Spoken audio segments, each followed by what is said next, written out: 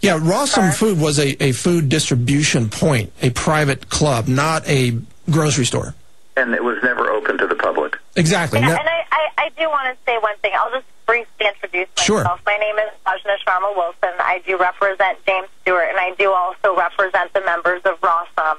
And, basically at this point, Rawesome was a community. It was a very special place where people were learning about food, and from people like James who are so knowledgeable, and the only resources we have really to gain true knowledge are each other. So Rawesome was a great community and is still existing, among its members, and inviting people to educate themselves and think for themselves. Thomas Jefferson said, which is, I think it's incredible. I've read a lot of quotes recently, and he said, if people let government decide what foods they eat and medicines they take, they will be in as soon a sorry a state as those that live under tyranny. And that was said 230 years ago. Yeah, he could see. A brilliant man, of course. He saw what was coming, and now we're seeing it right in our faces. Speaking of tyranny by the FDA, there was a lawsuit filed, I believe, last year by the Farm to Consumer Legal Defense Fund, where they sued the FDA over its restrictions, essentially its outlawing of the interstate transportation of raw dairy. Now, you've looked into this case in great detail, James, and I understand, do you have some quotes from the FDA to share with us today? Yeah, actually, I was going to go ahead and do that.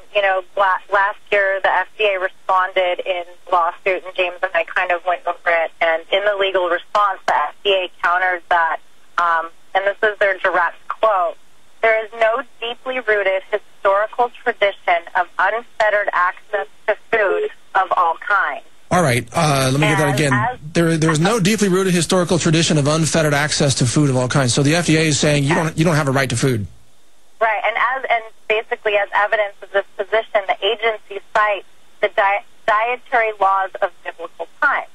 The FDA actually went further and stated that there is no absolute right to consume or feed children any particular kind of food because comprehensive federal regulation of the food supply has been in effect at least since Congress enacted the Pure Food and Drug Act of 1906. Thus, the plaintiffs, the people's claim to fundamental privacy interests in obtaining food of their own choice for themselves and their families is without merit. It's incredible, yeah. That this is without merit? Yeah. Furthermore, they do say that there is no generalized right to bodily and physical health, and as just a coup d'etat, finally, if such right did exist, it would not render the FDA's regulations unconstitutional because prohibiting the interstate sale and distribution of unpasteurized milk promotes bodily and physical health. The question has always been, for many of us around the country, not just myself and these communities, it's really the question of who's, because I've said this many times, I really don't have an issue with some of the agents and whatnot are just doing their job. The question is who's authorizing it and for what purpose. I've got an issue with the agents just doing their jobs. I mean, maybe you don't, but I do. I mean, that's what the Nazi SS soldiers did. Tyranny happens because people just do their jobs without thinking about the actual rights, whether it's God-given rights or constitutional rights. I'm sorry, they're just as, I think they should be brought up on charges personally. All these regulations are prohibiting people from getting the fresh, high-quality foods that they really want. Again, going back to the quote that Ajna read there, there is no absolute right to consume or feed children any particular kind of food. And the FDA says, quote, there is no generalized right to bodily and physical health. Folks, this is the essence of the FDA's criminality and total, I call it terrorism, to intimidate raw dairy producers in the United States and then claim you have no right to health, you have no right to bodily and physical health, and they can tell you what to eat and what you can't eat. It's just incredible. This is the root of tyranny. Right, and it's not just about raw dairy; it's about all the foods. They're going after any and all foods. Well, exactly. Look, raw almonds have been outlawed in California. That wasn't an FDA issue. That was more of an agriculture issue, but same thing. The FDA has gone after even things like natural sweeteners. Stevia was outlawed in America for decades before it was finally allowed and tolerated by the FDA because it was brought in by Cargill at that point. What else do you see that disturbs you out there in the country with food rights and food freedoms, James?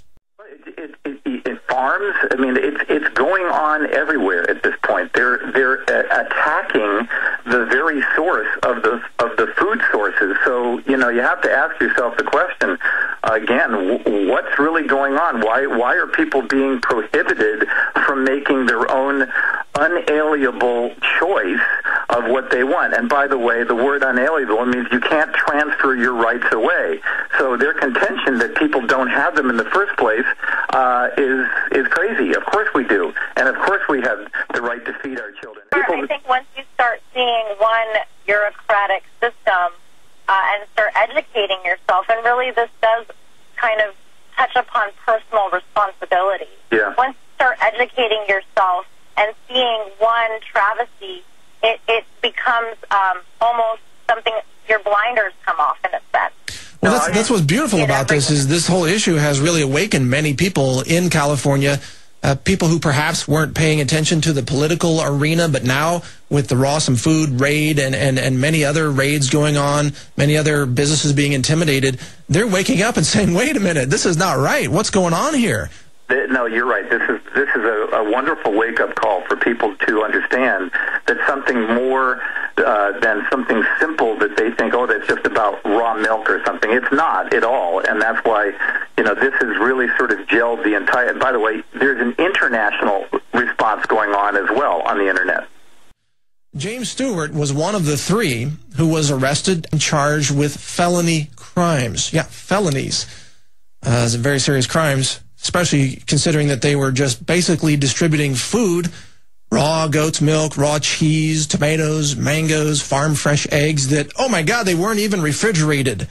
I can't believe that that's one of the issues, that you have to refrigerate your eggs. People don't know the truth about this. Look, I used to live in South America. We would buy eggs down there all the time. They were never refrigerated because they weren't washed. If you wash the egg, then you take off the outer layer, and then it can get infected, and that's when you need to refrigerate it. If you don't wash the eggs, you don't have to refrigerate them right away. They're perfectly safe.